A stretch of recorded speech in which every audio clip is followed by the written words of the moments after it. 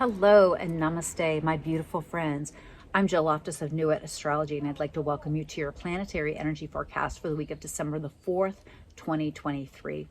Now, we have a pretty positive, I think, astrological week this week, although there's still a lot going on. This is a busy astrological month with a nice mix of blessings and challenges, so you can continue to move forward with just really pick up some forward momentum. There are opportunities here.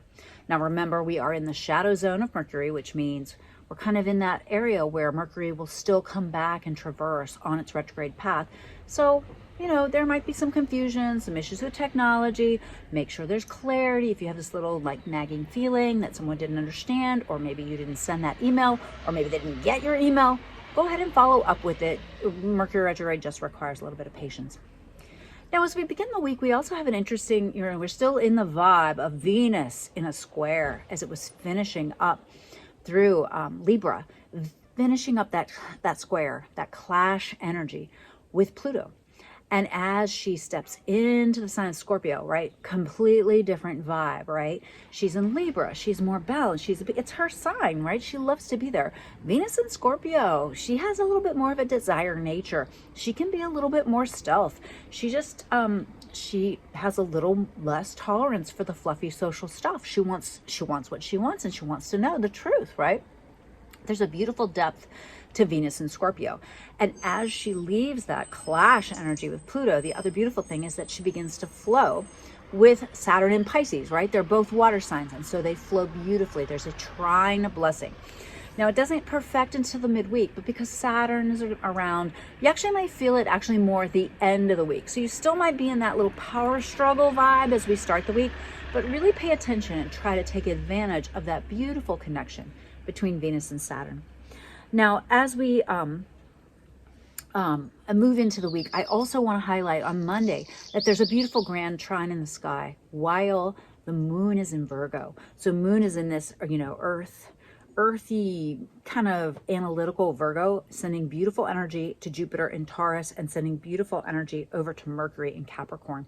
And so take advantage of blending those three areas of your life. Know where those three signs are in your chart. On the 5th, Tuesday, we have the perfection of that Venus-Saturn. So look and see where you need to devote more effort, more time, more energy, right? And it could be very much about emotions or tenderness or feelings or intuition because they're both water signs, so tap into that. Now, I'll put a little circle around December the 6th because Neptune is going to pause in the sky and begin to move forward.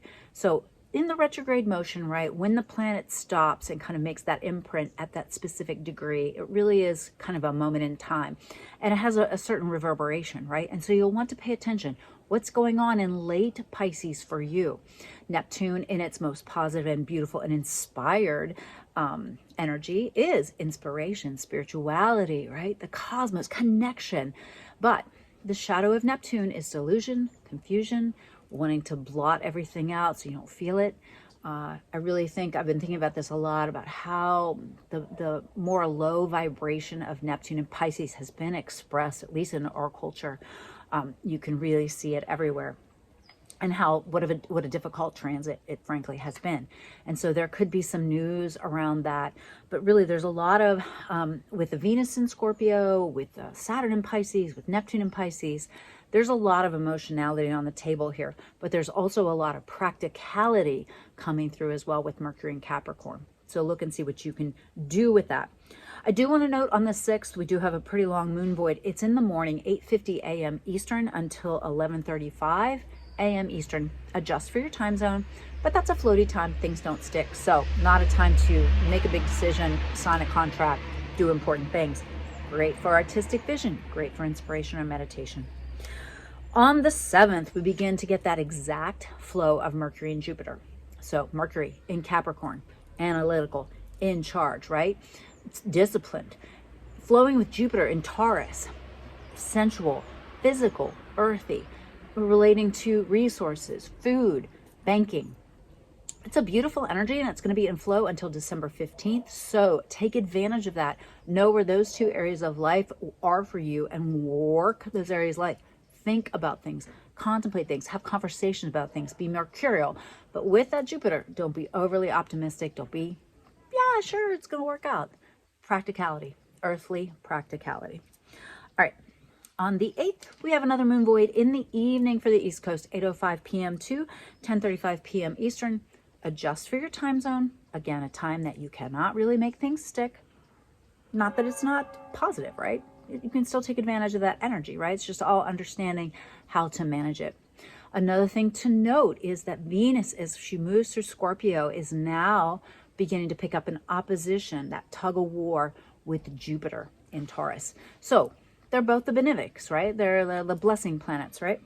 So we just watch this tension. I think there's several aspects this month that really give us that, like, don't go overboard. There's a lot of energy this month that'd be like, you know, pull up the credit card, or yeah, whatever. This will make me happy. This will make them happy, you know, and it's the holiday season. It's really easy to, you know, sometimes you feel like you have to throw money at the solution, but do not go over the top with this, okay?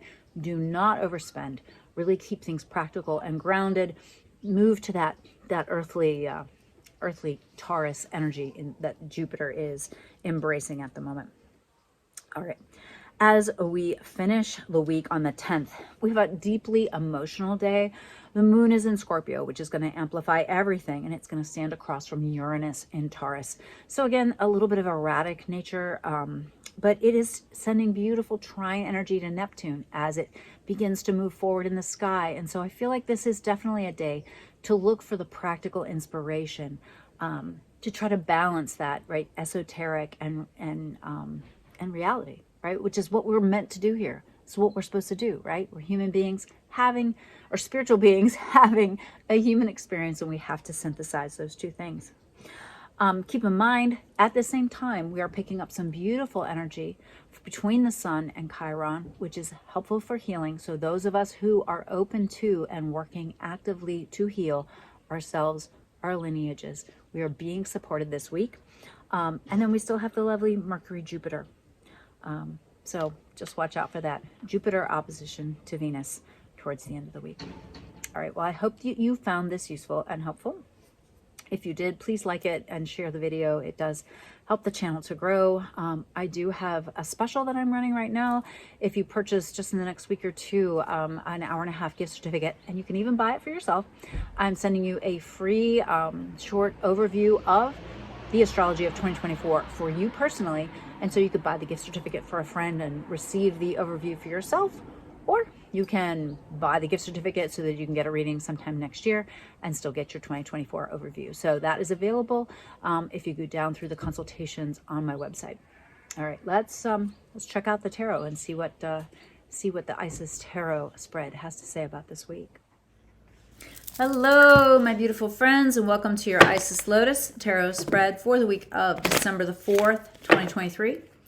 So some pretty positive energy flowing this week. Little caution flag up for the Mercury retrograde, but I think there is opportunity to get things done this week. Beneficial blessings. Let's see what the two different ways to work with the energy will be.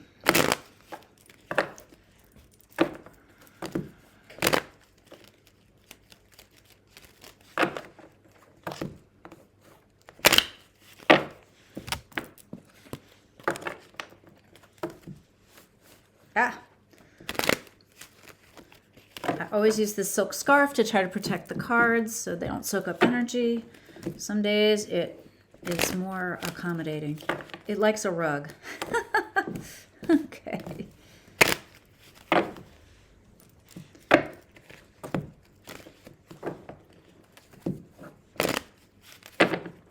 Lots of shuffling this week. All right, here we go. So the first card is the influence of the past. So where are we coming from? And this is the Knight of Pentacles. And so this is an indicator that we have wanted to initiate or start something. I'm trying to make sure there's not glare. Is there glare? I think that's the best I can do. But yeah, this is something like we wanted to start something. We had an idea. Okay, so that we're coming from this place of having this idea. And then there's you. Ooh, nice card, the Emperor. So you are in charge. You're making decisions. Now, this also means that you are kind of telling other people what to do. So this is a group energy, I think. Third one, present environment. Six of Wands. So you're being recognized, noticed. People are maybe even coming to you for advice. And then the culmination of these cards is the Star. So nice. So the Star is how we put things back together after they fall apart. The Star is about healing and hope and optimism. So I love that. The culmination, the key card, is this Eight of Pentacles, which really says, hey, this week is a formative period. This is a time when we are working on preparing for our future. All right. And so the opposing forces in play, we've got the Sun. So being able to shine, being able to be ourselves. The other option is the Six of Swords. We're moving in a better direction, right? We're on the right path. All right, near future key card. And we've got two cards popping up here. Those of you who hang with me a lot know this Eight of Cups as the Tupac Shakur card. And then we've got the Knight of Swords, which says you've got to eliminate something, let go of something, think something through. All right. So it's kind of like a card that has to do with ideas, right? But it's obviously eliminating some mental pattern here. You've just got to walk away from it with those Eight of Cups there. All right. All right. And so we've got this, let's see. On the Sun side of things, we've got the Ace of Swords. So truly, it is about ideas and letting go and new beginnings that begin from letting something go. Or on the other side, on the Six of Swords, we've got the Page of Swords. So I really see this as being like a running away from something or embracing something, okay? All right. And then let's add on here, we've got with the Sun and the Ace of Swords, we have the Death card. Wow. Yeah. So this is a real ending, a true ending. Yeah, bye-bye kind of thing. And over here on the Six of Swords, Page of Swords side, we have the King of Swords. While this is fascinating, all this sword energy, especially because we have that beautiful Capricorn Mercury flowing with Jupiter. All right, the two different possible progressions or solutions here. Well, on the Sun side, what do we have? More swords, the Nine of Swords. So we've got to watch that worry doesn't derail us over here. On the Six of Swords side, we have the Fool. Okay, yeah, so we have to allow ourselves to think infinitely. Big picture. And then finally, on the Sun side, we do get some fire energy. The King of Wands comes in and says, hey, now we have to move forward. Now that we have the idea, now that we have the ending, we're going to have to initiate. Paired with the Fool over on the Six of Swords side, we have the Chariot, which says, yeah, not only do we have infinite possibilities, but we have to do something about them if we really want to make progress. So I see this week being very much about forming our future. And we're either really stepping into our power or we're moving away from the current situation and trying to create something new. Either way, we have to walk away from something, right? You have to walk away from that which blocks your authenticity, or you've got to walk towards the thing that makes the world more calm, more safe, that's more sensible, right? So over here on the Sun side, we've got to cut through the crap. We've got to end things to begin things, and we've really got to monitor our minds so we can initiate. Over here on the Six of Swords, we've got to make sure we're approaching things as the King of Swords and not the Page.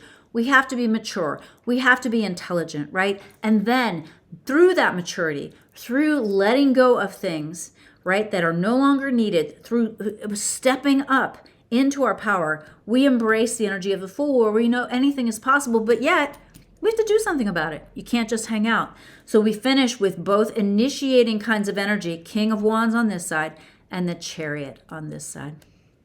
So interesting week. Looks like some beneficial blessings to take advantage of. Lots of mental energy. Try to use that Mercury and Capricorn to stay grounded. Remember, it's retrograde. All right. And I'll see you next week. Bye.